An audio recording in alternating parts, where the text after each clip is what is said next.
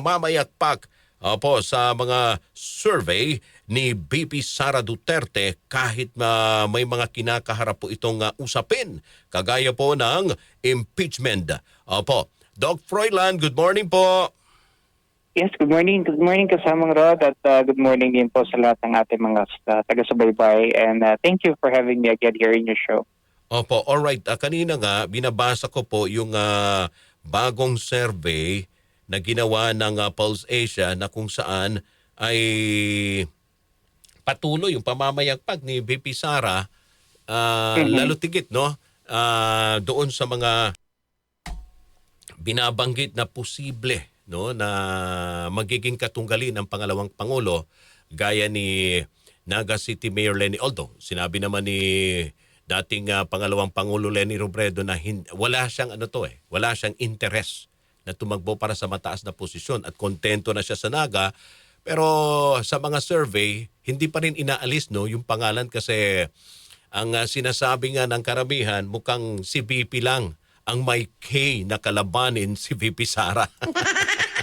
No, so sa bagong survey mas lalong mas lalong lumakas si VP Sara.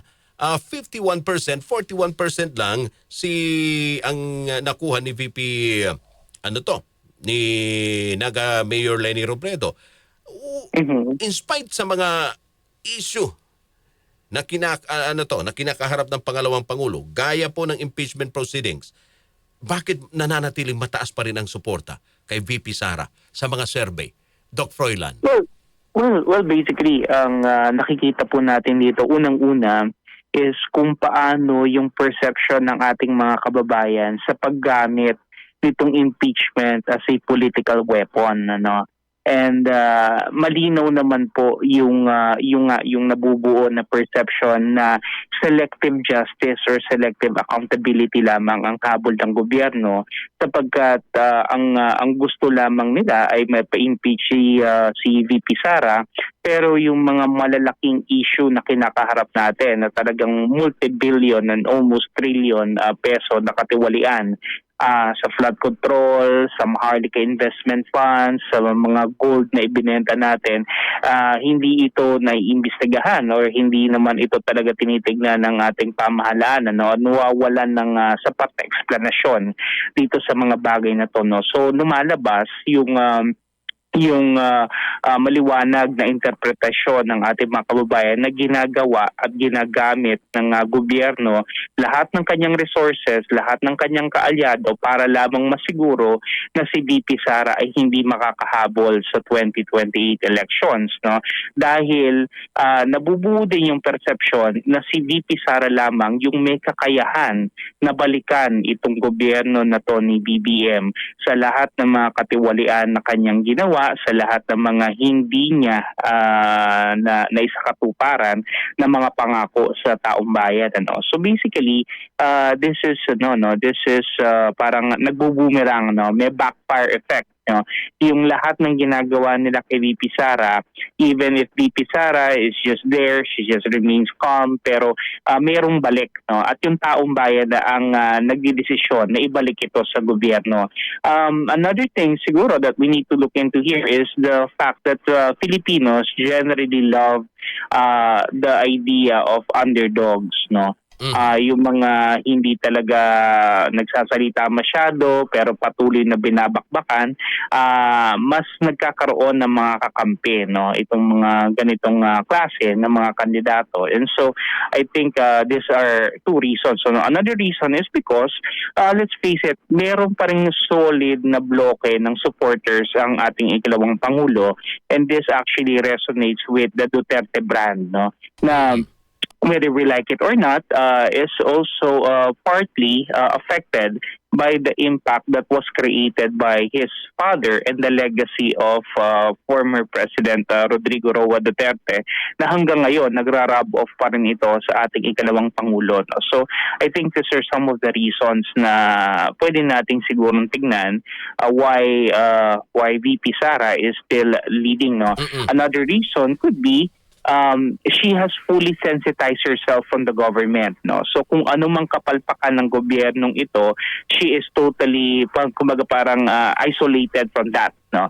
Because she remains to be the only lone opposition against the government. And when you have a government that is underperforming, mahirap ang buhay, mataas ang inflation, napakataas ng peso-dollar exchange rate, maraming walang trabaho, syempre ang balik nito talaga doon sa mga nasa gobyerno ngayon. Kaya nga sobrang baba nung trust and net satisfaction rating ng ating Pangulo compared to the Vice President. Opo. So, ang tingin rito ng ng mga bumoto rito sa survey, purely political itong ginagawa laban kay VP Sara. Yes. Wala yes. sila wala silang pakialam dun sa mga paratang na tungkol sa dito kina Mary Grace Piatos, yung iba pang mga aligasyon. Hindi nila Hindi nila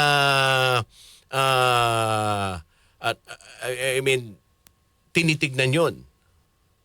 Well, actually, may mga may mga pagkakataon kasi nung nakita natin na yung kanyang numero bumababa rin naman Pero ang flip side kasi rito at ang nakakagulat yung bounce back na ito nga nung naipasa na tong impeachment, nasa Senado na, biglang sipa ulit yung kanyang numero Pero makita natin kasi nung kasagsagan halimbawa nung Justice Committee hearings, talagang medyo bumaba rin naman yung kanyang nakuha na data doon sa ating mga nakaraang survey.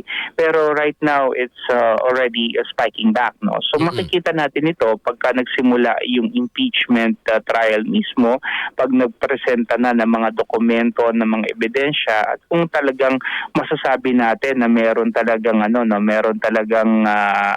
probability na siya talaga ay gumawa ng katiwalian, makikita rin naman natin to sa pagbaba ulit ng kanyang numero So what I'm saying is hindi natin masasabi na totally immaterial or insignificant itong mga pahayag na to o itong mga perception na to na siya talaga ay merong pagkakasangkot sa katiwalian, pero nakasalala ito sa kung paano talaga ito ipepresenta, anong narrative ang mafo-form, anong klase ng perception ang maaari nitong gawin So makikita natin ito habang sa papalapit na impeachment trial and how well they will be able to prosecute the Vice President.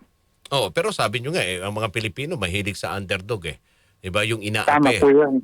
Yung mga pili nila kasi parang ang tingin nila itong nangyayari sa politika parang teleserye. Maaari bang mag-rally around the flag effect itong impeachment, Doc? Kung saan lalo pa pong nagkakaisa yung mga taga-suporta ni VP? Yes, actually, possible po talaga rin na mangyari po yun. Lalong-lalo na po na kasabay halimbawa ng impeachment, magkakaroon din po ng hiwalay na pagdinig naman dito sa Senate Blue Ribbon Committee. At ang tutumbukin naman dito nga yung mga katiwalaan dito sa flood control na for the longest time, pinilit itago at pinilit talagang i-redirect nito ni Senator Lacson at ni Senator Tito Soto. And right now, makikita natin na medyo kinakabahan talaga sila. So they're trying to do everything they could para lamang hindi matuloy itong Senate Blue Ribbon and Subcommittee hearings ito under Rodante Marcoleta, Senator Marcoleta, because alam nila na ito na talaga yung totoo at tunay na Senate Blue Ribbon hearing. Hindi kagaya ng mga hearing na kinandak ni Senator Lacson. So makikita natin itong dalawang aspeto na to, yung impeachment at yung Senate Blue Ribbon Committee. One, we're trying to see if the VP is really supposed to be accountable for all this alleged corruption allegations against her.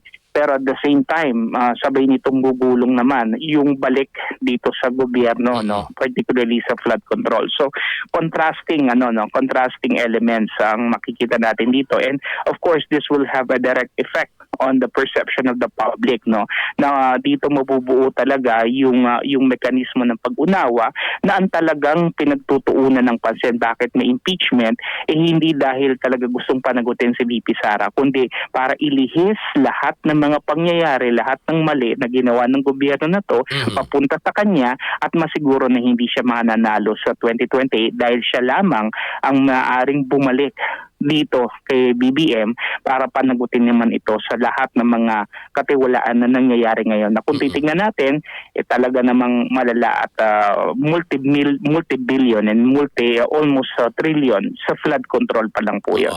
Pero Doc Froilan, sapat ba no ang kasalukuyang survey na para masabi natin na siya ng frontrunner para sa 2028 o masyado pang maaga na para magbigay ng ganitong konklusyon? I would say it's really too early right now, no? It's really too early. Hindi pa po ito final, especially na wala pa naman po na iba pang nagdedeklara maliban sa kanya, no, that she is going to really run. And even her declaration could still be partly influenced by several factors kagaya nitong impeachment, no, po pwedeng hindi nga siya makahabol kung siya ay talaga may impeach, no, siya ay talaga mako-convict, no. So hangga't hindi pa po kasi talaga malinaw yung lahat ng mga kandidato, and normally malalaman lang po natin ito doon sa maaring pagkatapos ng official filing, no, kasi dito talaga magkakaroon na ng mas maliwanag na perspektibo ang ating mga kababayan kung sino-sino na ba talaga ang formal at official na mga kandidato. So itong nangyayari kasi ngayon, ano lang to, yes, it gives us a feel about what's going to happen, pero yung pulso ng masa mas magiging konkreto ito kapag natapos na talaga yung filing, or at least before siguro months before the filing. But right now it's a bit too early, I would say. Ayun, kasi wala pang wala pang maipantapat sa kanya, maikukumpara no yung publiko.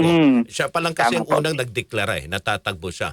Wala. Tama po. Although may mga iba naman na nagsasabi rin that they're open to it, like Senator Risa Ontiveros, pero nakikita naman natin wala pang formal yung na anuncio deklarasyon. Yes, tama po. Openness is different from, and hindi rin natin alam kung si Senator Risa ba ang mamanokin talaga nung kanilang hanay, no. So that is left to be seen, kumbaga. Ayun, alright. So marami pang posibleng magbago yan. Sabi nyo nga, depende pa rin sa kung ano yung magiging kalabasan dito sa impeachment complaints na kanyang kinakaharap din. So anyway, Dr. Froilan, maraming salamat sa inyong oras at panahon. Mabuhay po kayo. Maraming pong salamat kasamang Rod at mabuhay po kayo. Good morning po. Political analyst, mga kasama Dr. Froilan Calilog.